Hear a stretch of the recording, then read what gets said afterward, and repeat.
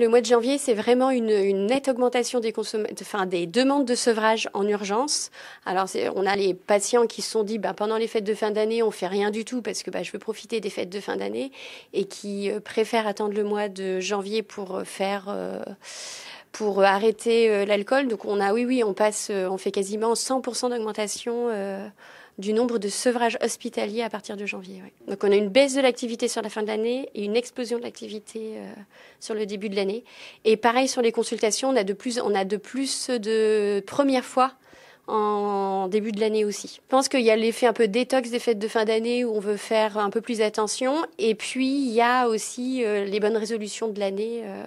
Donc, je vais arrêter l'alcool à ce moment-là. Une hospitalisation, elle peut se faire par l'intermédiaire des urgences, des patients et des patientes qui arrivent par les urgences, mais aussi qui sont soignés, déjà qui sont en soins avec notre équipe. Et donc avec des hospitalisations semi-programmées, voire programmées. Le lundi matin, traditionnellement, nous accueillons 2 patients ou patientes sur un secteur programmé où nous avons organisé leur séjour sur 8 jours. On va réaliser ce qu'on appelle un réel sevrage d'alcool, ce qui est une des spécificités par rapport aux autres produits, et notamment le tabac. On ne réalise pas des sevrages tels qu'on réalise avec l'alcool. C'est-à-dire un arrêt brutal de la consommation d'alcool sous contrôle médical avec un traitement adapté.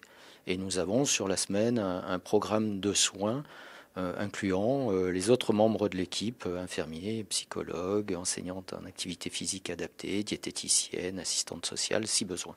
On a de tout âge. Alors effectivement, c'est plutôt l'homme, nous que l'on va avoir en consultation, de 40-50 ans, mais après on a aussi des femmes, on a une population qui peut être jeune, à partir de 20-22 ans, on a déjà des patients avec une dépendance à l'alcool installée, et puis on peut avoir aussi des personnes plus âgées, de 75-80 ans, et tout milieu professionnel peut être touché par cette problématique d'alcool.